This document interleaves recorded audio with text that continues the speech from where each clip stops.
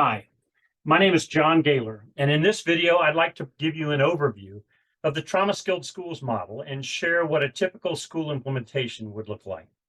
First of all, the trauma-skilled schools model is a framework that helps schools minimize the effectiveness of chronic stress and trauma in the educational process. Research tells us that more than 2/3 of our students have experienced some type of trauma, and the effects of that trauma can really interfere with learning, and it produces some behaviors that, to say the least, they're really not helpful in the school setting. So we want to adjust school culture and staff practice to minimize those behaviors and to help boost the learning process. The trauma skilled schools model provides a school wide and a tier one effort to address those issues of stress and trauma. Most school efforts in the educational process tend to deal with stress and trauma based on identifying students who are struggling with those issues and then supplying the supports to help those students. As a result, many students are dealing with those issues, and for one reason or another, we can't identify them, so they continue to struggle. Academic achievement can suffer, and behavior can become a barrier to learning and to engagement and to recall. The trauma skilled schools model provides supports to all students, whether or not we can identify them as being in need. Now, full implementation of the model typically takes about 2 years, and it's largely designed by a lead team of 6 to 8 school staff members who work alongside the leadership of the school. For that reason, every implementation of the trauma skilled schools model looks different.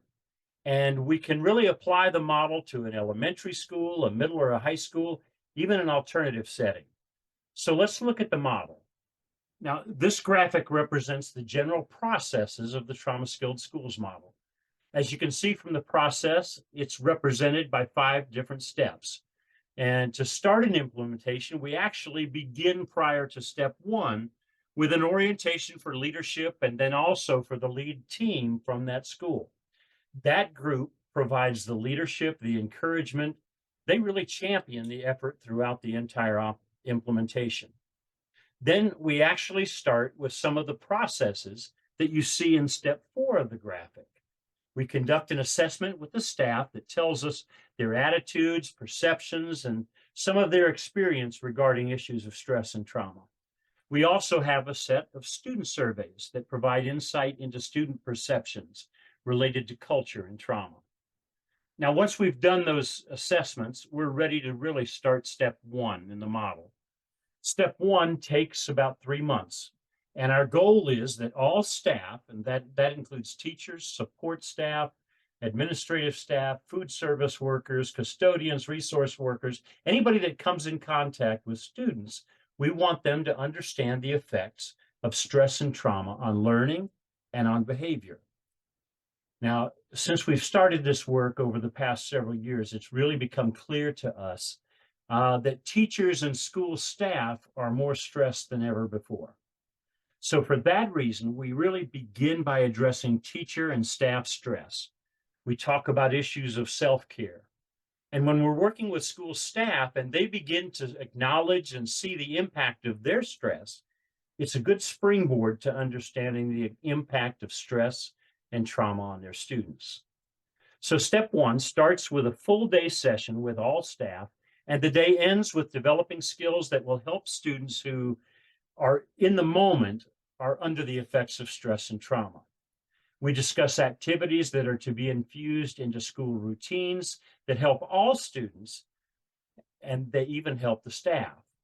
Now, the full day of training for step 1 is followed up by 2 virtual coaching sessions with the lead team. And for the next 2 to 3 months, the lead team will encourage the application of the principles that we discussed in step 1 training, and they have intentional conversations to build a common language and perspective of stress, common perspective of trauma and its impact.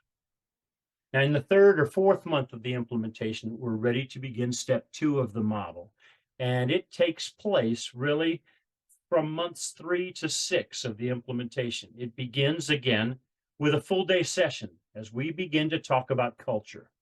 In step 2, we want to begin building a school culture that fosters resilience. Resilience is the ability to bounce back and manage difficult things like stress, traumatic events. We center our discussion around 5 different resilience factors, and you can see those on the screen. And I'd like to quickly define each one because the words used might have a different perspective than what might come to mind first of all. First is connection. In connection, we want every student to have a positive relationship with a caring adult that adds value to the student, not meets the needs of the adult. Connection is a one-on-one relationship. Next is belonging.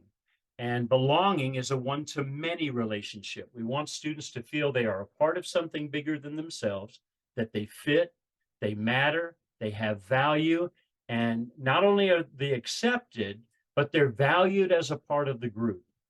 Now, these first 2 resilience factors, connection and belonging, are crucial because if you do not do those well, you cannot do well with the other 3. The third resilience factor, achievement, is a term that in education we're all too familiar with it. We associate, or we really define it in terms of academic performance. This resilience factor, though, speaks more to a sense of strength of self. We recognize what students are good at and what they do well outside of the things that are reflected by a grade or a test score. We want to pay attention especially to what they're good at outside of academics and outside of school. They may be a fantastic caregiver for grandparents or for younger siblings. They might be a great storyteller or a great helper. You see, students who are experiencing the effects of stress and trauma feel defective. They feel like they can't accomplish anything. They're worthless and they're unworthy of any kind of positive attention. We want to find out what they're good at and affirm those strengths, and then we can destroy those false beliefs that stress and trauma have been building in them. The fourth resilience factor is autonomy. Autonomy speaks to control. Providing options in academics, activities, and even discipline helps students learn that their choices really do matter. A lot of young people who've experienced stress and trauma feel trapped. They feel like they're just a victim of fate. Bad things just happen to them.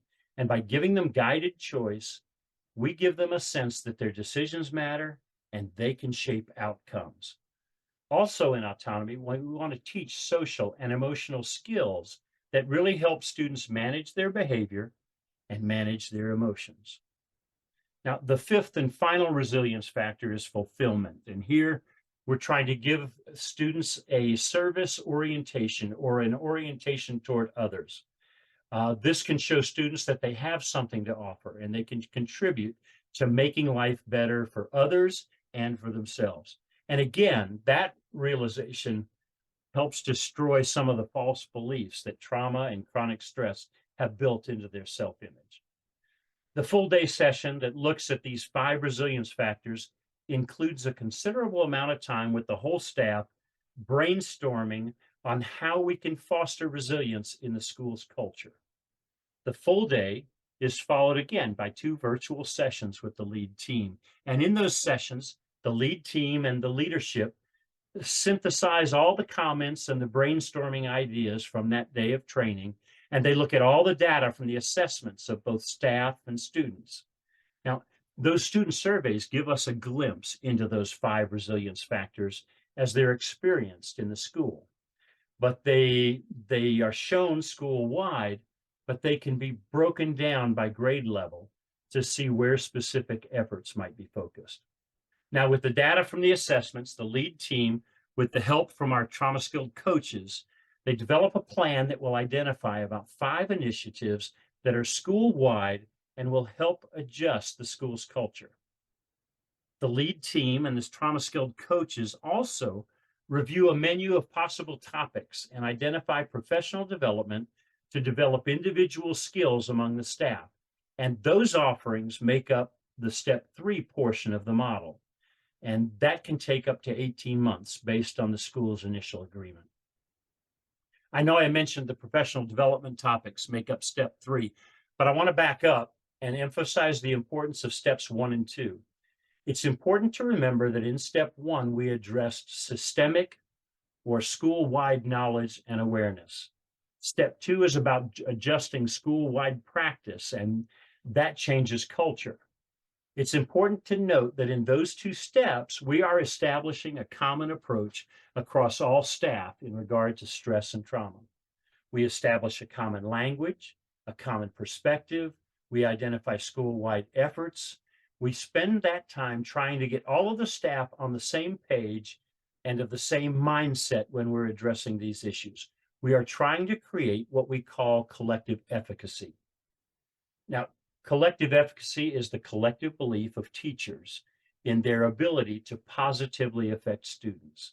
John Hattie and his team named collective efficacy as the #1 influence related to student achievement.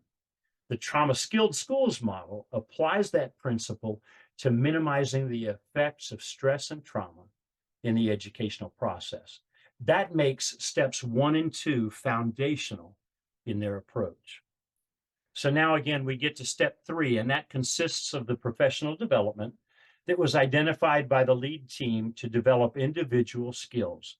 The trauma-skilled approach doesn't look to build individual skills before creating that sense of collective efficacy.